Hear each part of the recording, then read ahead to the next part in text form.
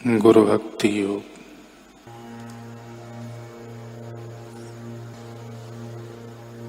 अध्यात्म मार्ग में हर एक साधक को गुरु की आवश्यकता पड़ती है।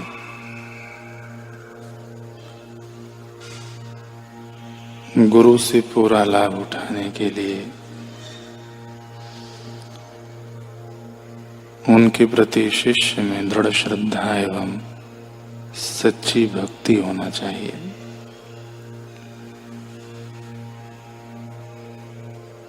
शिष्य गुरु के प्रति जितनी मात्रा में भक्ति भाव रखेगा उतनी मात्रा में उसे फल की प्राप्ति होगी।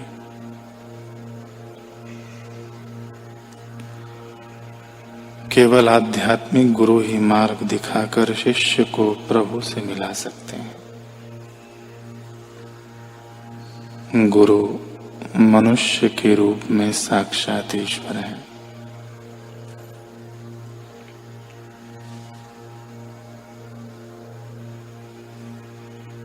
शिष्य को गुरु की आज्ञा का पालन अंतःकरण पूर्वक करना चाहिए। गुरु के द्वारा निर्दिष्ट पद्धति कभी कभी शिष्य की रुचि को तत्काल अनुकूल न भी हो, फिर भी उसे श्रद्धा रखना चाहिए कि वह उसके हित के लिए ही है, लाभदायक ही है। गुरु मिलने से जो लाभ होते हैं और जो मानसिक शांति का अनुभव होता है वह असीम होता है।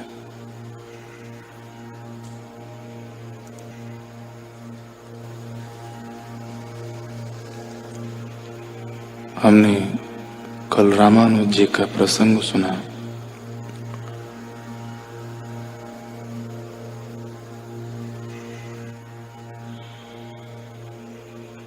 वो 3 मुड़ी उंगलियां, वो 3 दिव्य संकेत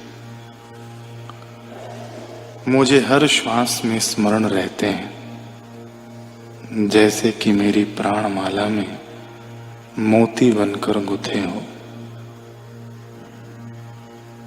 श्री रामानुज धीमे स्वर में कहे जा रहे थे।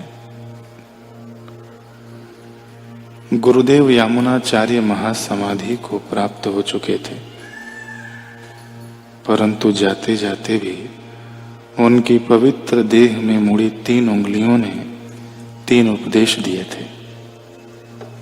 श्री रामानुज के शिष्यत्व ने उन अनकही आज्ञाओं को तुरंत समझ लिया था। उन्हीं में से एक आज्ञा थी कि ब्रह्म सूत्र पर श्री भाष्य की रचना।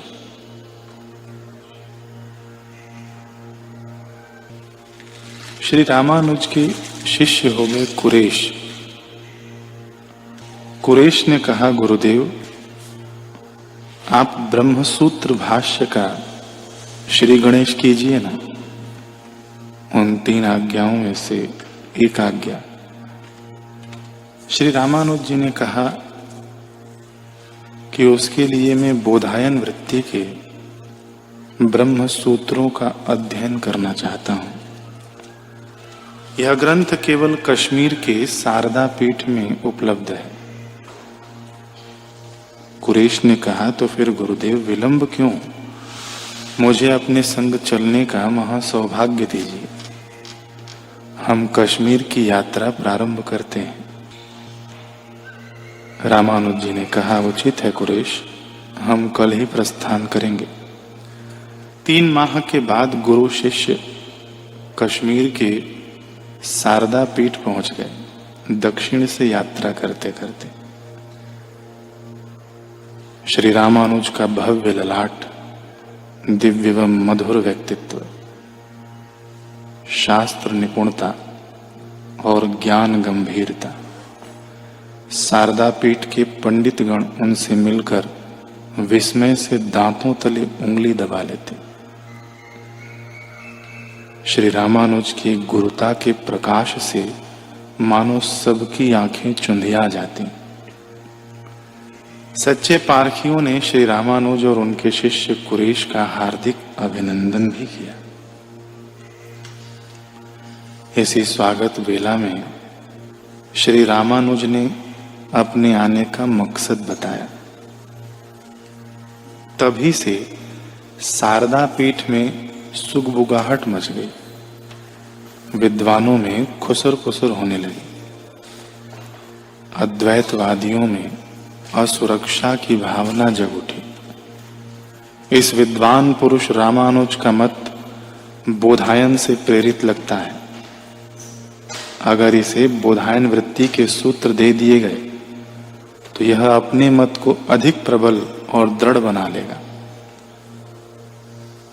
बोधायन पढ़ने के बाद ये जो ब्रह्म सूत्र पर टीका रचेगा वह जरूर अतुलनीय बनेगी,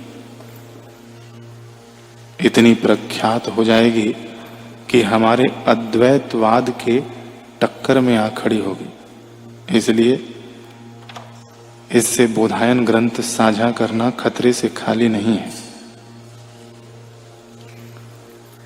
ईर्ष्या की दीमक हमेशा उदारता को ही खाती है। अद्वैतवादियों ने चतुराई से बहाना बना दिया। ओह महाराज, क्षमा करें, बोधायन सूत्रों को दुर्भाग्यवश कीड़ों ने नष्ट कर डाला है, दीमक लग गई, अब वह हमारे पुस्तकालय में नहीं है। श्री रामानुज ने निराशा व्यक्त की।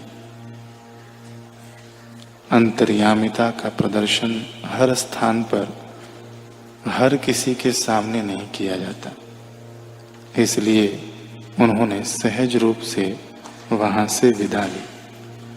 पर कहते हैं ना, सारी दैवी शक्तियां तत्वज्ञानी महापुरुष की सहचर्या होती हैं। लोक धारणा है कि उसी रात्रि श्री रामानुज के सामने साक्षात शारदा देवी प्रकट हुई। उनके हाथों में बोधायन वृत्ति का ग्रंथ था। उसे श्री रामानुज के हाथों में सौंपकर देवी अदृश्य हो गई। ग्रंथ संभालकर श्री रामानुज ने कुरेश सहित दक्षिण की ओर प्रस्थान किया।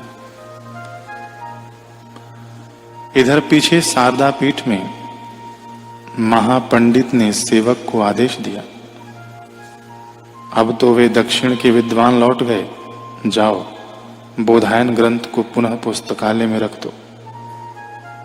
आज्ञा अनुसार सेवक गुप्त स्थान पर पहुंचा जहां ग्रंथ छिपाया गया था। सकबका गया क्योंकि ग्रंथ वहां नहीं मिला। ताबड़तोड़ खोजबीन हुई परंतु निष्फल रही। पंडितों को शंका हुई, जरूर वे दक्षिणी सयाने ग्रंथ चुरा कर भाग गए। हट्टे कट्टे आदमी तुरंत दौड़ाए गए उनके पीछे। लगभग 1 माह बाद राह के एक पड़ाव पर इन शारदा पीठ के अंतेवासियों की भेंट श्री रामानुज और कुरेश से हो गई। अभद्र टिप्पणियां, निराधार आरोप और उनके सामान का बलपूर्वक छानबीन किया गया। अंततः वे लोग श्री रामानुज से बलात् ग्रंथ छीन कर वापस ले गए। श्री रामानुज गहन मौन की स्थिति में चले गए।